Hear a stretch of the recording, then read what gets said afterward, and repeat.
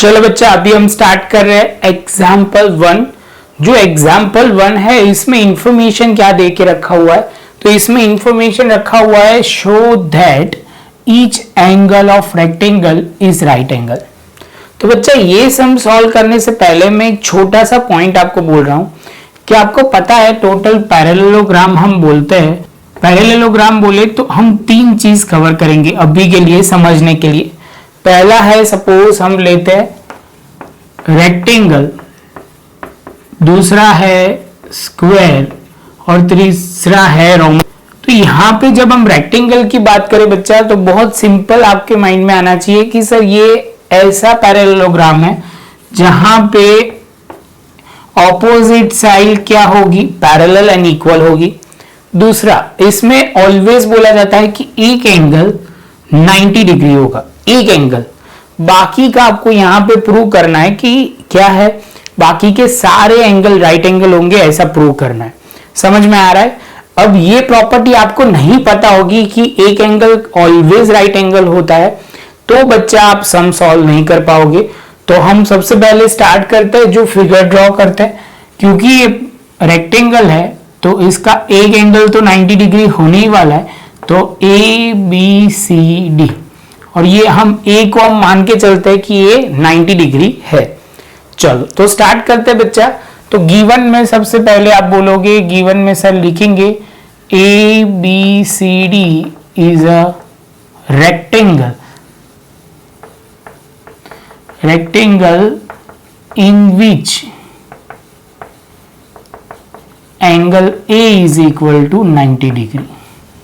ये हमें दिया हुआ है क्योंकि ये आपको समझना ही है कि रेक्टेंगल बोले तो एक एंगल तो 90 डिग्री हो गई। आगे चलते हैं, टू प्रूव क्या करना है। तो आप बोलोगे सर टू प्रूव बहुत सिंपल है, हमें बोला गया है सारे एंगल 90 डिग्री होने चाहिए। लिखा हुआ है ना ईच एंगल, ईच एंगल मतलब सारे एंगल। क्लियर है?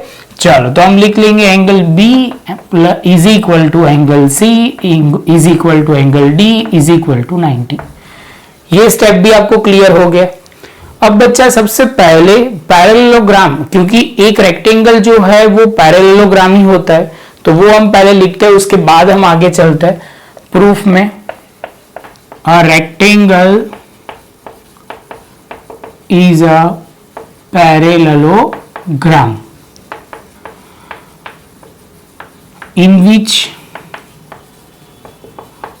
one angle is 90 डिग्री, या राइट एंगल भी लिख सकते हो। आप बोलोगे सर ये तो हमने ऑलरेडी पहले लिखा हुआ है, लेकिन बच्चा कहने का मतलब क्या है, मुझे वो आपको मतलब सॉल्यूशन में लिखना है पहले कि रेक्टेंगल जो होता है वो पैरेललोग्राम तो होता ही है।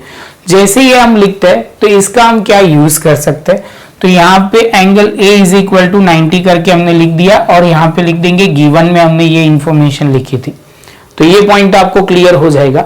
अभी हम क्या कर सकते हैं, तो आप देखो ध्यान से, ये पैरेलल है ये, तो मतलब आप बोलोगे सर ये दोनों पैरेलल लाइन है, और जो AB है वो कुछ इस तरह ट्रांसवर्सल का काम कर रही है, तो हम वही लिखेंगे। तो यहाँ पे हम लिखेंगे AB पैरेलल, AB पैरेलल नहीं लिख सकते, आप बोलोगे sir AD parallel to BC and AB is a transversal, और ये ट्रांसवर्सल है, तो मेरा क्या इससे हेल्पफुल होगा, तो आप बोलोगे सर ये angle A plus angle B वो क्या होगा 180, कितना होगा 180। तो आप बोलोगे सर ये सिंपल सी बात है, angle A plus angle B is equal to 180। तो हम लिखेंगे sum of the co interior angle is supplementary. Clear है बच्चा? तो ये रीजन तो आपको सारे लिखने ही पड़ेंगे, तब भी जाके आपका काम होगा। क्लियर? चलो जैसे ये पॉइंट होगा तो एंगल A तो हमें पता है, एंगल A 90 लिख दिया, एंगल B का B लिख दिया, और यहाँ पे 180। तो angle B is equal to, आप बोलोगे 180 माइनस 90, तो angle B is equal to 90 हो गया। तो हमारा एक काम हो गया, एंगल बी हो गया। अभी आपको ये प्रॉपर्टी क्लियर हो बच्चा कि पैरेललोग्राम की प्रॉपर्टी क्या होती है, ऑपोजिट एंगल आर इक्वल। तो हम लिख सकते हैं यहां पे क्या, angle A is equal to angle C and angle B is equal to angle D. क्या लिखेंगे, ऑपोजिट एंगल आर इक्वल। आपको ज्यादा प्रॉपर लिखना है तो लिख सकते हैं in parallelogram opposite angle are equal. कौन सा थियरम है, 8.4। थियरम का नाम नहीं लिखोगे तो चलेगा, तो आपको खाली इतना लिखना है, in parallelogram opposite angle are equal, जिसका यूज करके हम क्या लिख सकते हैं, angle A is equal to angle C is equal to 90 degree, angle B is equal to angle D is equal to 90 degree. तो हमें जो प्रूव करना था वो हो गया, सारे एंगल को 90 डिग्री प्रूव करना था, वो हमने प्रूव कर दिया। तो हम लिख सकते हैं हेंस प्रूव, और लिखना है तो हम पूरा लिख सकते हैं कि each angle of rectangle is a right angle. Clear है बच्चा। सबसे पहले यहाँ पे एक ही लॉजिक में आपको ये सम करूँ पूरा, लाइक ये सम जो हमने किया इसका मतलब ये जो एग्जाम्पल है इसका जो हम कैसे हमने सॉल्व किया। तो बच्चा ये रेक्टेंगल जो है वो क्लियर होना चाहिए कि जिसमें ऑपोजिट साइड क्या होती है, पैरेलल होती है। और आप बोलोगे सर इसमें एक एंगल जो है वो क्या होगा, एक एंगल जो है वो 90 डिग्री होगा। बस यही लॉजिक आपको ध्यान में रखना है, जिससे क्या होगा दूसरा एंगल भी आपको 180। बाद में आपने लॉजिक क्या अप्लाई किया, तो आप बोलोगे सर ये दोनों जो लाइन होती है पैरेलल होती है, तो ये ट्रांसवर्सल का रोल करेगा। ट्रांसवर्सल का रोल करेगा तो उनका सम जो दो एंगल का को इंटीरियर एंगल होंगे उनका कितना होगा, सम सप्लीमेंट्री होगा या 180, जो भी आपको वर्ड लिखना है लिख सकते हो। इसके बाद बच्चा उससे दूसरा एंगल मिल जाएगा।